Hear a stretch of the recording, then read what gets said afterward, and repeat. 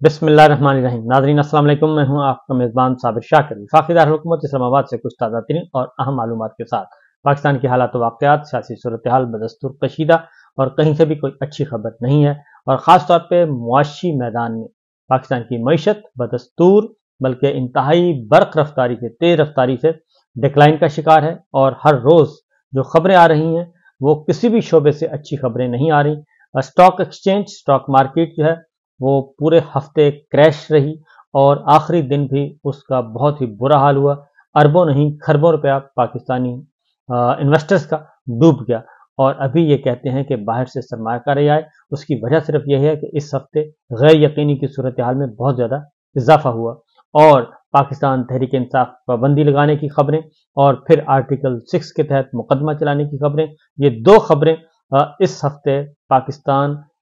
کو لے بیٹھی، کیونکہ گورنمنٹ نے یہ ڈیسائیڈ کیا اور اس کے بعد خبریں پھیلائیں کہ جناب صدر علوی پہ آرٹیکل 6 لگے گا، عمران خان صاحب پہ آرٹیکل 6 لگے گا، قاسم خان سوری پہ لگے گا، پھر پاکستان تحریک انصاف پر پابندی لگے گی، اور ان تمام خبروں کا اثر یہ ہوا کہ پاکستان میں بے یقینی کی صورتحال میں مزید اضافہ ہوا، جس کی وجہ سے سٹاک مارکیٹ سب سے پہلے جہاں پہ اثر ہوتا ہے وہ سٹاک مارکیٹ ہے، اور سٹاک مارکیٹ جو ہے وہ کریش کرے گی۔ دوسری جانب سرکاری اعداد و شمار کے مطابق نئے مالی سال کے مسلسل چوتھے ہفتے میں بھی مہنگائی میں اضافہ ہو رہا ہے، کیونکہ 1 جولائی سے شروع ہوتا ہے جی نیا مالی سال، اور چوتھا ہفتہ سٹارٹ ہو گیا ہے، اور چوتھے ہفتے کے اختتام پر بھی جو مہنگائی ہے وہ اس میں اضافہ ہوا ہے، اور ملک میں مہنگائی کی مجموعی سالانہ شرح 20% بڑھ گئی ہے۔ پچھلے سال 38% تھی، اور اب اس 20% ہے، تو 38 میں 20% جمع کر لیں تو مجموعی طور پر یہ جو مہنگائی کی شرح ہے یہ تقریباً 58% بڑھ چکی ہے۔ یہ ہے سچویشن۔ ادارہ شماریات نے جو اعداد و شمار جاری کیے ہیں اس میں ایک ہفتے میں 19 اشیاء ضروریہ کی قیمتوں میں اضافہ ہوا، اور جن چیزوں میں اضافہ ہوا ہے اس میں چکن یعنی کہ مرغی کا گوشت شامل ہے، لہسن ہے، دال چنا ہے، انڈے ہیں، اور گڑ کی قیمت میں بھی اضافہ ہوا، دالیں بڑھ گئی ہیں، تازہ دودھ کی قیمت بڑھ گئی ہے، اور جلانے والی لکڑی کی قیمت بڑھ گئی ہے، سگریٹ کی قیمت بڑھ گئی ہے، ٹماٹر بڑھ گیا ہے، پیاز بڑھ گیا ہے۔ یہ ساری قیمتیں وہ ہیں جس میں اضافہ ہوا ہے۔ آلو سستا ہوا ہے، اور وہ بھی 0.17%۔ یہ سچویشن چل رہی ہے مہنگائی کی، اور شاید اسی لیے پاکستان میں آج احتجاج کی جو کال دی گئی تھی پاکستان تحریک انصاف اور تحریک تحفظ آئین پاکستان کے تحت، ملک بھر میں وہ احتجاج کی کال پہ عمل کیا گیا، اور اس میں ہر شہر میں احتجاج کیا گیا، لیکن احتجاج کے ساتھ ساتھ جو ہے وہ گرفتاریوں کا بہت زیادہ گرفتاریاں کی گئی ہیں، سینکڑوں گرفتاریاں کی گئی ہیں، اور اب تک کی اطلاعات کے مطابق، سرکاری اعداد و شمار کے مطابق تقریباً 1200 سے زائد گرفتاریاں کی گئی ہیں مختلف شہروں میں پاکستان تحریک انصاف کے کارکنان کے، اور ادروائز جو ریڈ کیے گئے، چھاپے مارے گئے اور گھروں میں گھسا گیا وہ اس کے علاوہ ہیں، اور خاص طور پہ ارکان پارلیمان کو، صوبائی اسمبلی کے تھے یا قومی اسمبلی کے، ان کے گھروں کو نشانہ بنایا گیا، ان کے ڈیروں کو نشانہ بنایا گیا، اور ان کے بھی خلاف، اور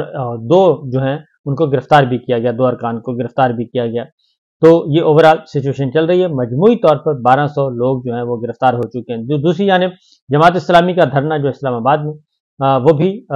سارا دن آنکھ مچولی ہوتی رہی، اور بالآخر جماعت اسلامی اسلام آباد راولپنڈی میں پہنچنے میں کامیاب، اور انہوں نے دھرنا دیا ہوا ہے، اور ابھی دھرنے کی شروعات ہیں، تو ان کا خیال یہی ہے، ان کا پروگرام یہی ہے کہ ابھی یہ شروعات ہیں، ابھی ہم 3-4 دن یہیں پہ رہیں گے، اور اگر راستے میں رکاوٹیں کھڑی کرنے کی کوشش کی گئی تو اس کا بھی پھر ہم سختی سے جواب دیں گے۔ بہرحال جماعت اسلامی کے امیر حافظ نعیم الرحمان جو ہیں وہ اس کی قیادت کر رہے ہیں، اور دھرنا جاری و ساری ہے۔ البتہ اسلام آباد میں پاکستان تحریک انصاف کی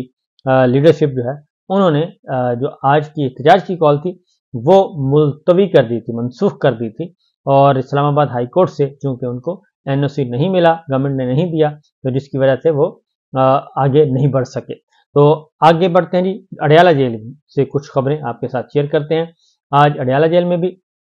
190 ملین پاؤنڈ، جس کو کہا جاتا ہے لیکن یہ ہے القادر ٹرسٹ، فلاحی ادارہ، تعلیمی ادارہ بنایا، یونیورسٹی بنائی، اور اس یونیورسٹی میں نہ ہی کوئی قومی خزانے کا پیسہ خرچ ہوا، نہ ہی لین دین ہوا، لیکن اس کے باوجود عمران خان اور بشرا بی بی پہ یہ کیس فکس کیا ہوا ہے۔ عمران خان کی جانب سے ظہیر عباس چودھری، عثمان ریاض گل، خالد یوسف چودھری عدالت میں پیش ہوئے تھے، اور سردار مظفر عباسی بھی پیش تھے، نائب کی ٹیم بھی پیش تھی، لیکن حیرت انگیز طور پر آج جو ہے وہ سماعت نہیں ہو سکی، اور 34 گواہوں کے بیانات بھی قلم بند کیے گئے ہیں۔ آج کسی قسم کی سماعت ہوئے بغیر یہ کارروائی ملتوی کر دی گئی، اور وکلا کی عدم موجودگی پر سماعت 30 جولائی تک ملتوی کر دی گئی، جبکہ حقیقت یہ ہے کہ وکلا جو ہیں وہ باہر موجود رہے، اور وکلا باہر موجود ہیں بتایا گیا، خالد یوسف چودھری نے بتایا، اور جیل کے باہر رہے اور ان کو وہیں پہ روکے رکھا گیا۔ اسی طریقے سے ایک اور بھی حیرت انگیز آج ہوا کہ عمران خان صاحب سے جو ملاقاتی تھے ان کو تو وکلا کو تو جانے دیا گیا، لیکن باقی جو ہیں بشرا بی بی سے جو ان کی گئی تھیں، بیٹیاں ملنے گئی تھیں، ان کو بالکل بھی اجازت نہیں دی گئی، اور وہ گاڑی میں ہی بیٹھی رہیں، اور ان کے ساتھ ایک خاص طور پہ یہ رویہ رکھا گیا، اور اس پہ سب سے بڑا مسئلہ ہے کہ پاکستان تحریک انصاف کی لیڈرشپ نے بھی کوئی آواز نہیں اٹھائی، کیونکہ وہ کافی دیر یہ 2-3 گھنٹے ان کو گاڑی میں ہی بٹھائے رکھا، اور ان کو انتظار کروایا گیا کہ آپ کی ملاقات ہم کرواتے ہیں، لیکن ملاقات نہیں ہو سکی، اور اس کی وجہ بھی کوئی نہیں بتائی گئی، اور خاص 30 جولائی تک یہ ملتوی کی گئی ہے جو ہے آپ کی کاروائی القادر ٹرسٹ کی۔ اب آتے ہیں جو کارکنان، پاکستان تحریک انصاف کے کارکنان صرف پنجاب میں ہی نہیں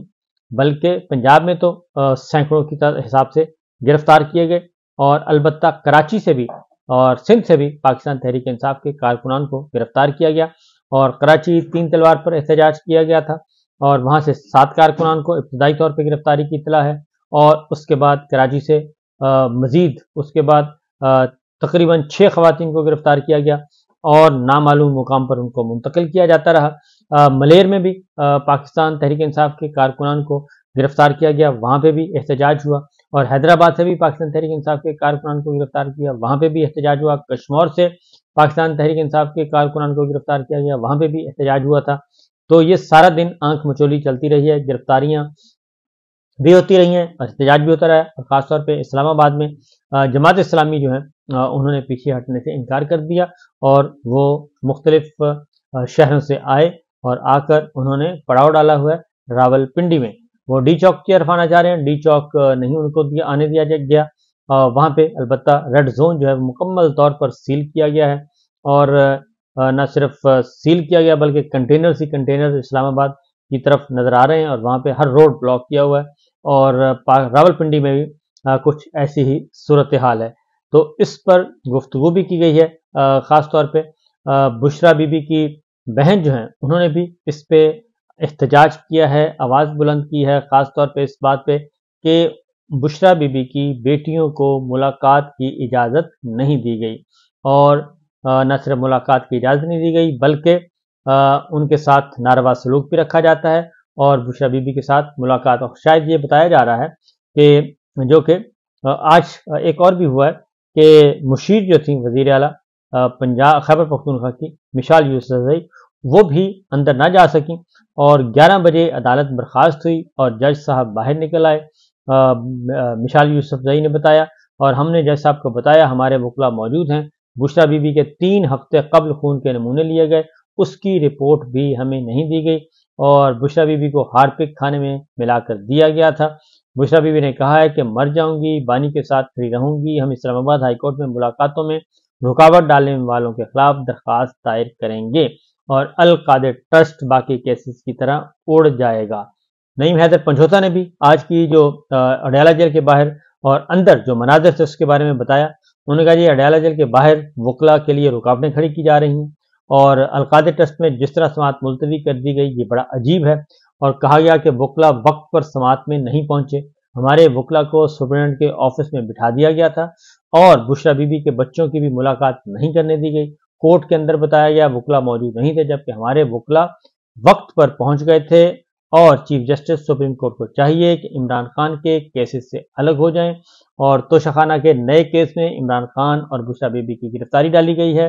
ہم نے توشخانہ کے نئے کیس میں درخواست ضمانت قبل از گرفتاری دائر کی تھی، ہماری درخواست ضمانت قبل از گرفتاری سنی جاتی تو عمران خان اور بشرا بی بی رہا ہو جاتے، جبکہ دوسری جانب صدر زرداری صاحب نے جی 2 ایڈ ہاک ججز کی تعیناتی کی منظوری دے دی ہے، اور جسٹس سردار طارق مسعود اور جسٹس مظہر عالم میاں خیل نے ایک سال کے لیے ایڈ ہاک نوکری قبول کر لی ہے، کیونکہ جسٹس میاں مظہر عالم خیل صاحب کے بارے میں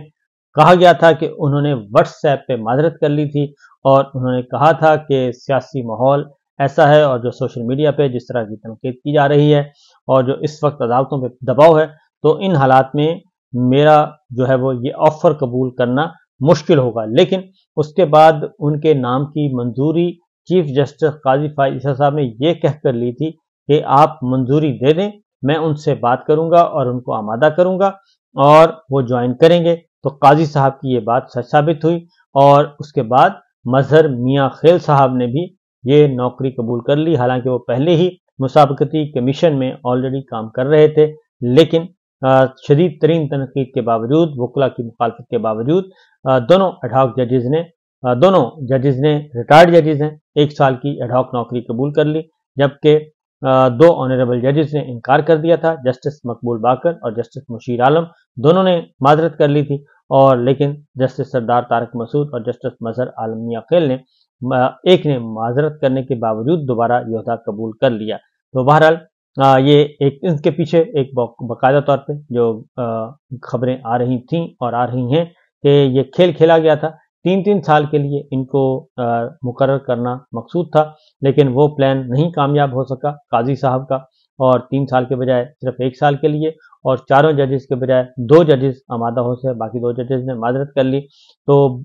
بیسیکلی ان اپوائنٹمنٹس کا مقصد یہ تھا کہ جو سپریم کورٹ میں قاضی صاحب کو میجورٹی حاصل نہیں ہے، اس میجورٹی کو ایڈ ہاک ججز کے مینورٹی کو ایڈ ہاک ججز کے ذریعے میجورٹی میں تبدیل کیا جائے، اور اپنی پسند کے فیصلے اور پسند کے بینچ جو ہیں وہ دستیاب ہوں، کم از کم 2-3 بینچ۔ تو یہ صورتحال ہے، باقی خبریں انشاءاللہ اگلے ولاگ میں۔ اجازت دیجیے، اللہ حافظ۔